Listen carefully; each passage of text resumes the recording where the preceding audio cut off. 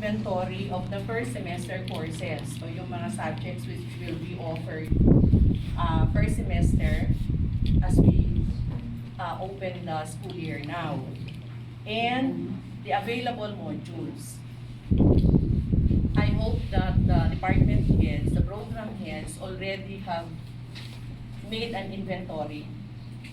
Nagawa ka na? Program heads. Yes, ma'am. Okay. So right now, alam na natin which of the courses we're going to offer ang may modules at wala. Or meron pero hindi pa na-publish or whatever.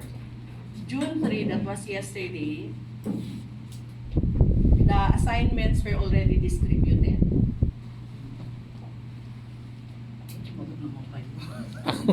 Para tayong mga estudyante, walang restriction. Na-distribute na yung assignment. Meron na kaming pre. To these modules. Yes, ma'am. Today is June 4, so this is orientation day. Tomorrow, we start writing. And we submit on June 15. Ganito pong kabilis talaga to.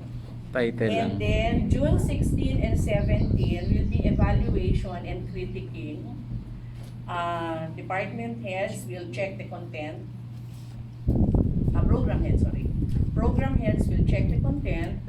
Dr. Ed and I will do the evaluation of the assessments, yung mga exercises. With the help of the computer, kasi yung grammar check naman, nag-check na dun sa computer.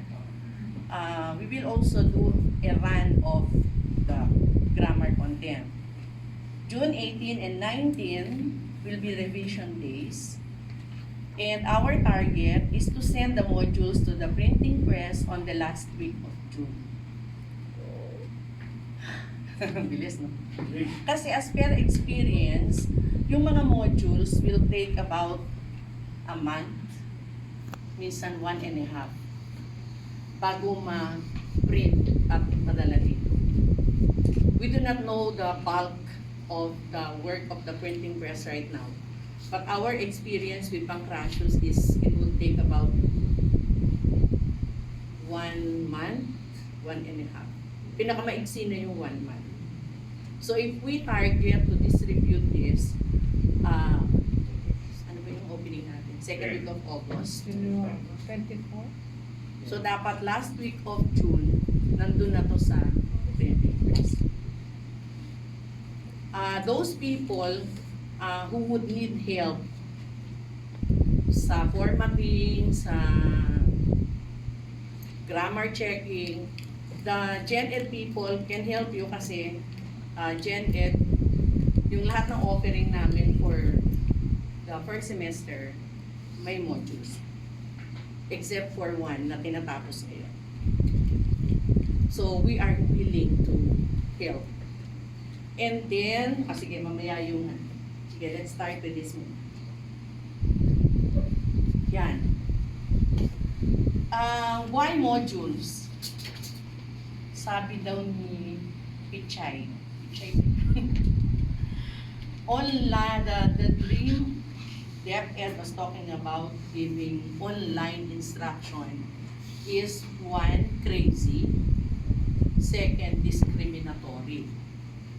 Kasi daw, totoo naman, especially in public schools, not everybody would be able to access the internet. Yung mga estudyante natin, whether we would like to admit it or not, public school profile, di ba? So most of them, baka wala ding access. So what we agreed last time that we met is that we will go modular with the presence of a chat room, which will be, wag niyo muna kung ipagsabi sa mga estudyante nyo ha, let us wait for the bulletin to come out. Kasi may bulletin na ilalabas, official bulletin. I am only talking about this because we would want to justify why we will be doing this. So we will go modular with chat room. Hindi na kasi mainit. Ako lang ba naiinit? At clashes dito. Ano ba yan? Naiintindihan. Okay. Naunawaan mo. Feel ko yan, feel ko. Okay. So right now, this is one of the recommended thing. The more acceptable way of doing things. Kasi kung walang access sa computer, walang access sa internet, this is the best thing that we can offer. In the absence of face-to-face or non-line teaching, kasi walang line. Okay, what is a module? It is an instructional thing which is self-contained and self-sufficient. Ibig sabihin, the content of the module is something that is sufficient for essential instruction, essential learning. Ito na yung bagong term na galing sa pandemic. The word essential. Kasi, di ba, pwede lang lumabas for essential needs. Pwede lang magbukas for essential needs. Yung teaching ngayon, yung binagong MLC, Learning Competencies, essential competencies na lang. Which means that we will not be going through the rigidity of the things that we are teaching in the normal semester. Kasi hindi nga ito normal semester. Hindi natin alam kung semester or school year or school years. But right now, this is not a normal semester. So, essentials lang tayo. And these essentials will be done in a self-sufficient manner. Anong ibig sabihin ng self-sufficient? Yung estudyante, without you, without me, without us, in front of him, would be able to get the lesson. So, maiintindihan niya yung lesson kahit wala tayo doon. Mamaya, i-discuss natin kung paano yung hindi nila maintindihan. Yan. This is a fractional part. Bakit fractional? Kasi yung module, putol-putol yun. This is presented as a chapter or a class meeting. Anong ibig sabihin? Meron tayong course timetable. Diba? Which we used when we prepared our DDS. Yung course timetable natin, nakalagay doon week 1, week 2, week 1, day 1, day 2, week 2, ganon. So when we present the modules, ganun din natin siya i-capsulized.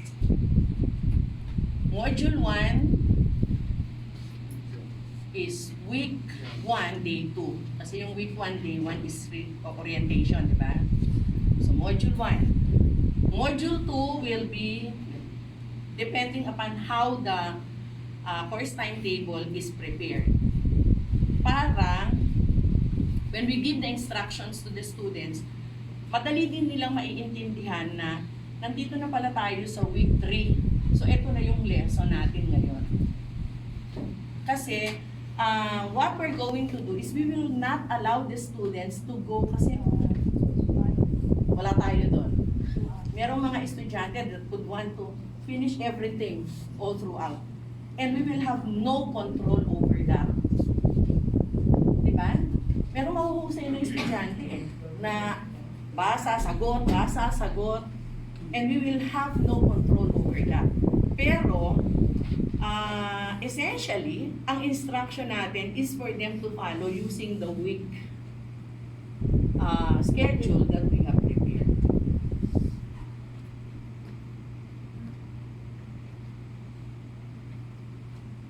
Okay. While there are different definitions, it remains that it is a curriculum package. Yung mga BSMT tsaka BS Market are very much aware of what a curriculum package is. Kasi ito yung ni-require sa inyo ng EMSA. You remember? Ito ang ituturo, ito ang formative exercises, ito ang summative exercise, summative test. curriculum package yan. Yan. Number 1, kung module should be independent. Kasi nga, students will have to go through it alone. Minus us. Second, self-contained and self-instructional. Ibig sabihin, maiintindihan niya to on his own. So kung ang gagawin natin is kukuha tayo ng lecture dun sa libro natin, tapos ika-copy-paste natin papunta dun, do you think it will be self-contained and self-instructional? Hindi, di ba? Kasi hindi nga natin na-summarize. Ibig sabihin, hindi rin yan masasummarize ng estudyante. So what are we going to do with the materials that we have? Anong gagawin natin? Kunyari, ito yung lesson 1. Definition and characteristics of kunyari, navigational instruments. Ito yung technical presentation found in your reference. So what are we going to do? Ano? Anong gagawin natin dun sa module na i-present natin? We will simplify it, di ba? The way you feel you're going to explain it kung nandun ka face-to-face with the students. Kasi tanggapin pa natin o tanggapin natin. Yung mga estudyante natin, napakahina ng comprehension. Eto napakasimple. Nag-post ako, list of students. Please check, if you see that there is a check before your name, that means I have received your final requirement. If there is an asterisk, I have checked. So, ibig sabihin, kung walang check, hindi ka pa nagpadala. Or, nagpadala ka, hindi ko natanggap. So, okay na. Sumunod na araw, sinamarize ko kasi konti na lang. List of students who have not submitted final requirement. Sige, ano tingin yung reaction? Nahanap yung pangalan nila. Ma'am, nag-submit na po ako. Ma'am, tapos ang ginawa nila, nag-resubmit lahat doon sa email ko. So, nagpatong-patong na naman yung mga... Kasi wala daw yung pangalan niya doon. O sila-sila na sabihan ng eng-eng ka. Wala yung pangalan mo dyan kasi yung mga pangalan na hindi pa nag-submit. This is how poor our students are in reading. Kaya medyo malaking challenge yung paggamit ng module without the teacher. So if we can present the modules in a very simple manner, the better. Kasi kung ika-copy-paste lang natin yung nasa libro, edi pabili na lang natin sila ng libro. Huwag na tayong magpakahirap. Kasi hindi rin naman natin sinimplify. Diba? Yan. Well defines with very clear objectives.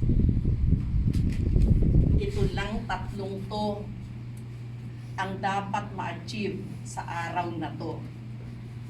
Or dito sa lesson na to, ito lang yung gusto kong mangyari. Sabi nga, ano yung example nito?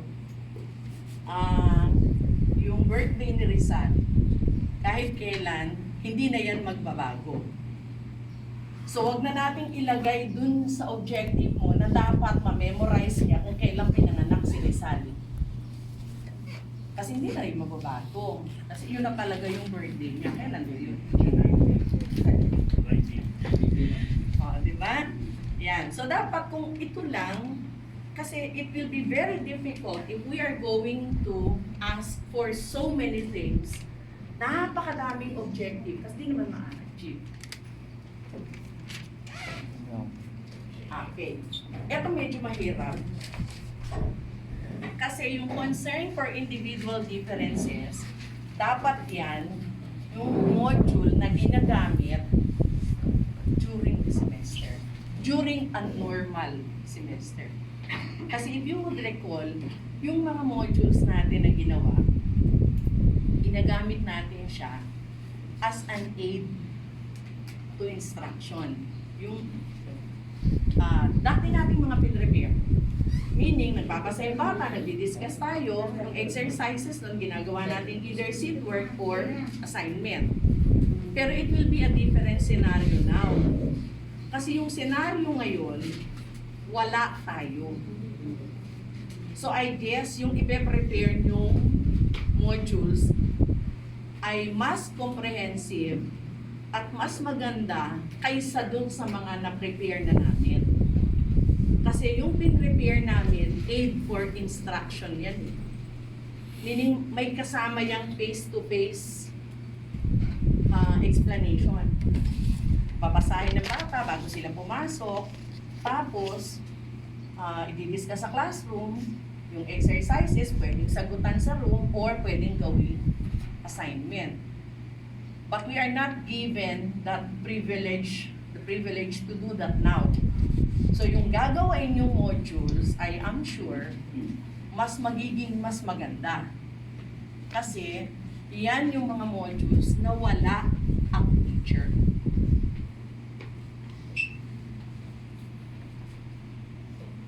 Okay, systematically organized learning opportunities. How can we be ensured of this?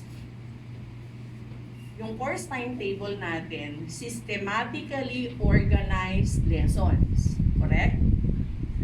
Dun sa mga DTS natin, systematically arranged lessons yan. So, kung ibabase natin doon, that is why, sabi nga namin last time, meron namang available books. But if you're going to check the table of contents, o baka meron din available books na may exercises. But if you're going to check the content, hindi yan nag-jive dun sa atin. Dun sa kung paanong naka-arrange yung mga lesson natin. Na hindi rin nag-jive dun sa DTS natin. So what is nice about a school-prepared module is that nakabase siya kung paano natin pinresent yung mga lessons natin. Okay? It utilizes a variety of media. Ano yung mga media na yan? Ngayon, pwedeng nagbabasa. That's a medium. Pwedeng, in one exercise, you can tell them, for example, kami sa purposive communication, we can tell them to watch a newscast and prepare a summary of the news that was presented. Or ask them to watch a movie in Netflix and then prepare a summary, a critique, a film review. Sa amin yun. Walang Netflix kasi walang internet. Manood ng isang teleserye sa GMA, hindi na sa ABS-CBN. Wala na, probinsyano, na hindi natatapos. Ask them to watch one segment of a teleserye and then make a summary and make a critiquing of how the theme is related to contemporary experiences. Yan yung media. Or, wala pa rin. Walang TV. Di bateryang transistor radio. Siguro naman meron na yan, no? Listen to a newscast, a news broadcast, and then make a summary. Wala pa rin. Paano ngayon yan? Mambay sa baterya. Makinig ng kwentuhan, mga kwentong kutsero. At gumawa ng summary. Siguro yun na yun. Pag wala na. Pero radyo meron naman siguro. Diba? Okay. This is something, hindi na. Oh, sa cellphone. May FM, AM, FM dun. Okay. One big characteristic of a module is the active participation of the learner. Lalo na in the absence of the teacher, sarili niya talaga yun. Okay. Ano-ano yung laman? Siyempre, dapat may title. And the title should be clear. Module ba to para saan? Bakit modules ang nilalagay? Kasi yung isang compilation is made up of several instructional modules. Yung isang course, pwedeng may 20 modules. Or kung dinivide nyo siya by week, at least 15 modules. Kasi tatanggalin yung week ng exam. Diba? Oo nga, dapat pala pin-attend natin ng high school. Kasi yung grade 11 and 12 yata parang wala pa kayong available na modules. So, si Sir Clarence pa lang gagawa. Pag-isa. Sino po ba taga-high school nandito aside from ang Tupans? Ay, ito sir, kasi yung tatlo pa na sila. Okay. Okay, syempre gagawa tayo ng background. Yung background at saka yung overview can be put together. Mga 1 or 2 paragraphs lang yan, which will tell us ano ba ang laman ng compilation of modules ito. Ano-ano bang nakasulat sa module na to? Ano yung siguro yung description of the course. Tapos yung division of the course. Kung ano-ano ba yung dinidiscuss. Okay. Ngayon, sasabihin ko na uli sa inyo. Yung module natin na existing ngayon, wala nito.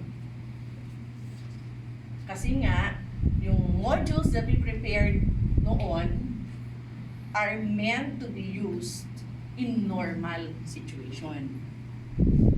Pero, yung gagawain natin ngayon, maglalagay tayo ng general instruction. Ano yung general instruction? What would you want the students to do? Ano ba? Following the sequence of lessons, the learners should read and then answer and then so lalagay na natin kung ano yung gusto natin gawin nila. Babasahin muna, try to understand, and then answer the exercises that will follow. Okay, objectives are clearly stated. Kung matatandaan nyo, before the EMSA, nag-distribute ako ng taxonomy of verbs. Dalawa na hindi na si Blooms lang sinis. Campbell. Dalawa na yun Blooms. Meron tayong taxonomy of verbs. Kung wala na kayong kopya, I could provide, nandun pa magpapaprint ako. The verbs that we're going to use to formulate our objectives. Kung makikita nyo, yung mga verbs doon, naka-separate na. Ito yung for understanding, ito yung comprehension, ito yung for synthesis. Yung nakapagtago pa. May premyo, libreng kopya. Yan. May sa laptop. Sige, I will reproduce and give it to you today after this. So, doon natin kukunin. So, syempre, when we get our objectives, kailangan ladderize din. Starting from the simplest, ano yung pinakasimple?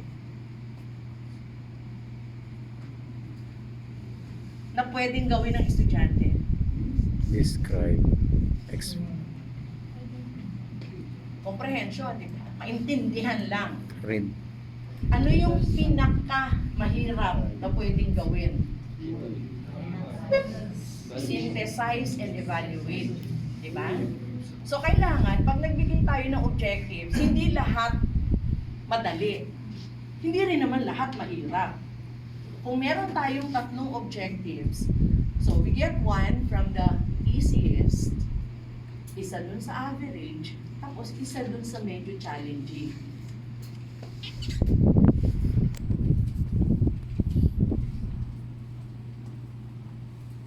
Ano nang susunod? Ito na yung learning activity. Ito na yung lesson. Ito na yung kailangan nilang basahin. So, kung ang unang lesson ay mga navigational instruments, kunyari. So, ito na yung mga navigational instruments and their uses. Ulitin ko. Presented in a simplified, essentially simplified manner. Yung kayang intindihin ng estudyante kahit wala tayo. Yun. Ang kasunod niyan, formative test. Yung ibang modules, yung sagot sa formative test, nandun sa likod. Kasi, the idea is, kung naniniwala ang bata that God is watching them. The idea of a formative test is to let them answer the exercise to check kung naintindihan nila yung binasa nila. Most of the time, this is not recorded, sana. Pero ginagamit kasi natin to na basis for grading. Kami, sa GenEd, yung nasa modules, ginagamit namin recorded as assignment. And then, we prepare quizzes which are not there. Yun naman yung ginagamit namin na quiz. For that lesson, we call that summative evaluation. Pero ngayon, ito ang isang challenge natin. How are we going to give a summative test? According to DocEd, ang sabi daw ng CHED, we can meet the students on the last month of the semester kung i-allow na. So on that last month of the semester, doon daw natin isi-settle lahat. Siguro yung summative test, yung practical test, yung laboratory, yung swimming, yung lahat on the last month. Paano kung gano'n? Kasi pare-pareho nating dilema ito. Hindi ko rin ito kayang sagutin. Ang ibig sabihin, no prelim, no midterm? Ano parang doon? Summative test nga yun eh. Direction. Yun nga ang challenge. How are we going to send the summative test? Actually, kung may internet lahat, pwede natin gawin yan. We send the exam to the internet, but yung mga nagpagawa ng final requirement, binasa nyo yung mga sinend ng mga estudyante nyo. Anong na-notice?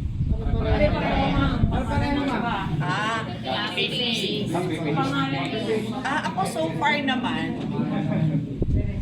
kasi kami, nag-send kami ng rubrics eh.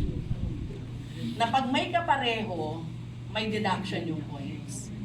So yung mga natanggap ko naman, hindi naman sila pare-pareho, as in pare-pareho. Pero grabe, yung mga English hindi ko ma-reach. Ang gagaling bigla. Ang huhusay biglang gumaling dahil sa lockdown. Kukuha sa internet na. Diba? Ang simula lang, kasi may question, kunyari, the theory of Kant about you believe the theory of Kant or, about happiness is, so yung umpisa syempre yes, no? Syempre kanya yon. Yes, the theory of Kant is tapos yung susunod na explanation, wow, talagang elitista ang mga Nag-level up. but anyway, thank you for the effort. Pero ang maganda siguro dun lang sa A2. Yung may nakita akong pare-pareho. Paano kung nahalatang pare-pareho? Kasi naka-highlight. Nakalimutan tanggalin yung background.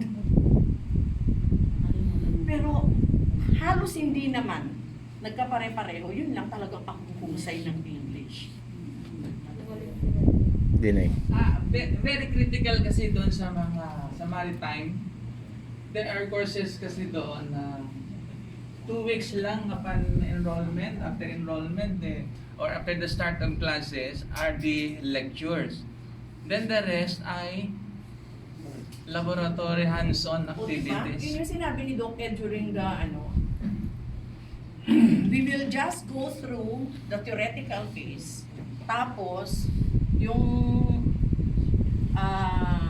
practical phase, we will decide on that on the last month of the semester. Kasi wala talaga tayong way. We cannot make the students come here. Otherwise, baka Ano kaya kung we're just drawing options, no? Huwag naman masacrifice yung kanilang mga accomplishment or outcomes. Mag-devise tayo ng idea na sunduin natin sila. 10 hindi students. sila pwede lumabas. Pag They dapat cannot go out. mag-comply. Ma-technical tayo. They're not allowed to go out, tapos susunduin mo sila. So, ano mangyayari? Ganun talaga. Ang guard kasi susunduin sila pagdating ng practice. Ito yung Tutorial. Dapat sa classroom kasi ito dapat yung napag-usapan last time. Pwede yung tutorial. The registrar will prepare schedule. Gagawa pa rin ng schedule. Kasi in any time, biglang ma-lift, papasok ang estudyante, di ba? Kahit hati. So, yung twice a week na 40, yung twice a week na 40, gagawin natin 20. Kunyari, TF. 20 sa Tuesday, 20 sa Friday. The loads will still be distributed. So, imimit, nandito tayo.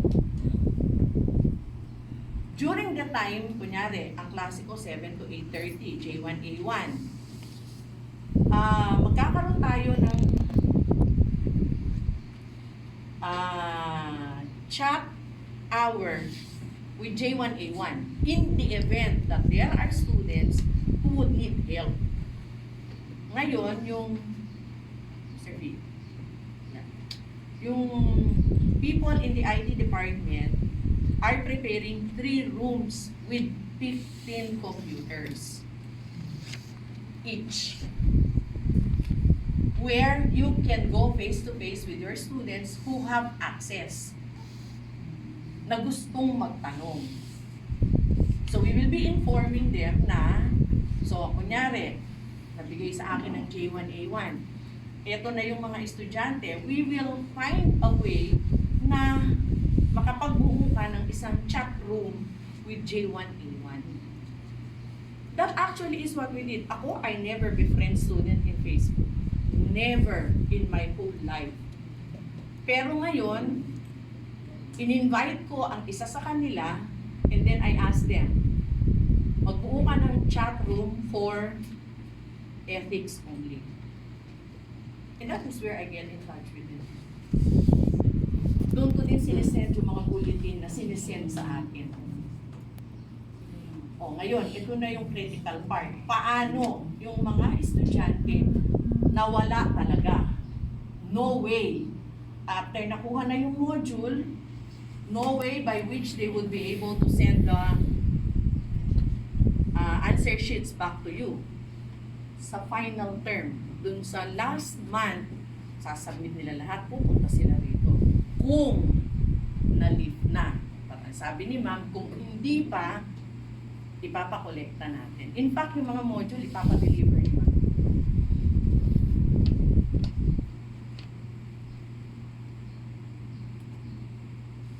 So, pag-enroll nila, ngayon kausap ko si ma'am, pag-enroll nila, kasama na dun sa babayaran nila yung modules. Pero, yung ibang part daw ng miscellaneous, pina-slash ni ma'am para makakompensate dun sa ibabayad naman sa modules na gagamitin.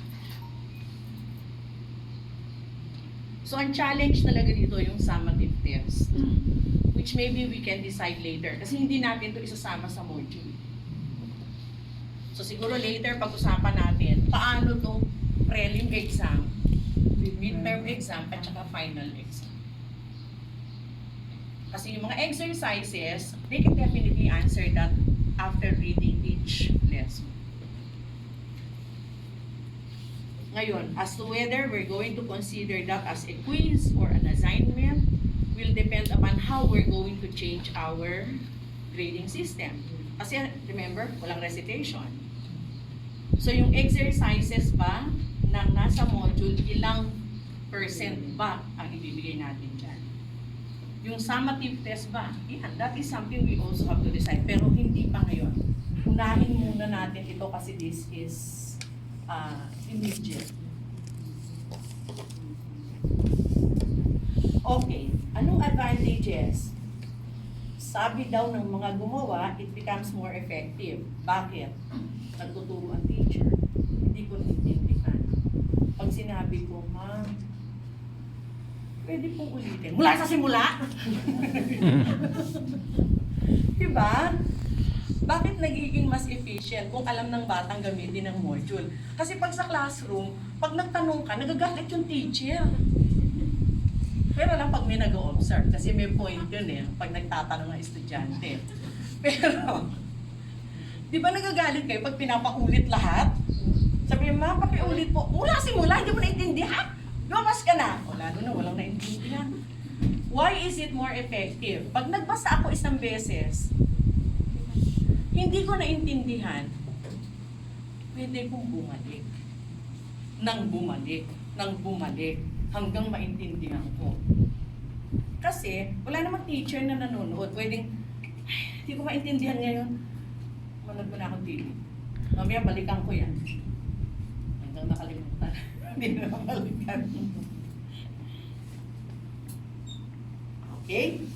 It establishes a system of assessment other than marks or guide. Kasi nga, supposedly, yung formative test, chinechekan niya ng bata eh. Kasi hindi siya ginigrade na. So minsan, ang ginagawa ng bata, di nagsagot na siya, pwede niya tingnan yung mga sagot niya. Ay, mali. Yung iba, tatanggapin niya na lang na mali yun. Pero good learners will go back and try to see why it's wrong. Pero tayo, syempre, hindi natin bibigay yung sagot. Kasi gagamitin natin siyang formative evaluation.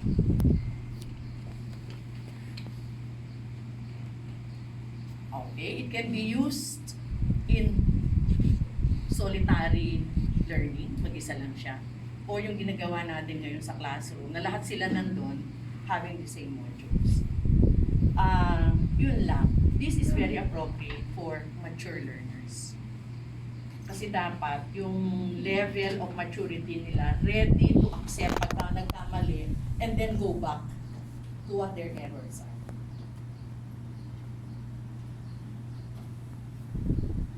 Gives emphasis to individualized learning.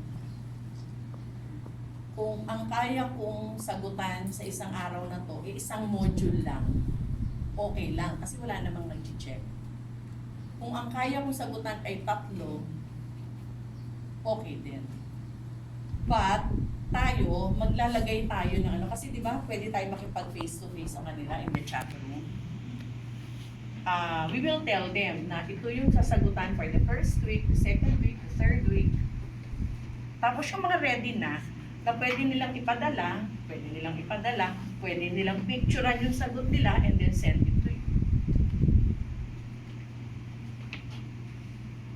O syempre may disadvantages. Yun nga. Pwede lang siya sa mga mature learners. It may be time-consuming, especially for the people who will prepare. Feel nyo yun, kasi may 10 days lang kayo. It is also time-consuming for students who are slow. Kasi balik siya ng balik. Totoo naman yan. Yung mga estudyante natin ganun, na sana nga binabalikan nila. Kaso yung iba hindi na binabalikan yan. Inuulaan na lang yung sagot. Yun, ang challenge. Yun ang disadvantage. It will be very difficult for us to monitor and make assessment. Yan ang pag-uusapan natin later after we have prepared. Kasi yung assessment naman, lalo yung sa PSMT, yung may mga practical assessment, challenge talaga ito. So, sama-sama nating ipagdasal na bago matapos ang semester, matapos na ang COVID.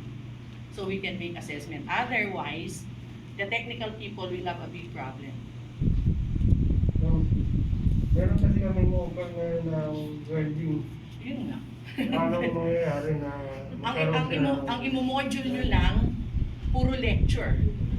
Yun nga, Teacher. yung practical assessment of skills, yun talaga yung Bili sila challenge. sa Lazada ng pang-welding. Wala pa namang nilabas si Ched Bili sa tungkol dyan. Lazada ng pang-welding. Ang nilabas niya pa lang tungkol sa Mag-weld. entrance exam na pina-waive, di ba? Tapos yun, yung different modes of teaching. Pero yung sa, kunyari yung sa HRM, dapat matuto sila ng table setting. O, dun sa lecture na dito na, what are the different ways of table setting? Paano ginagawa yung ganito? Paano yung practical test? Kung talagang marunong na sila. Nakita niyo yun sa Facebook, yung nag-live, yung sabi niya, aaral tayo ngayon kung paano lutuin ang adobo ba? Yung sa Facebook. Tapos, yan. Ay, hindi ako nagbebenta ng kaldero. Ano ba yan? Bakit meron dito ko online? Online Hindi po to selling. Online selling. Online class po ito. Kasi may nagtatanong, magkano po yung kaldero? Yan. Challenge talaga yan. Dun sa may mga practical skills. Kunyari, yung sa electro. O, pwede bang puro kwento? Drawing? Eh, sa drawing, walang spark. Diba? Di yung sa totoo na may spark, tsaka may kuryente. So, ito talaga ang biggest challenge. How do we monitor the learning, especially practical exercises and assessment? Yan ang yun. Ngayon, pag-usapan natin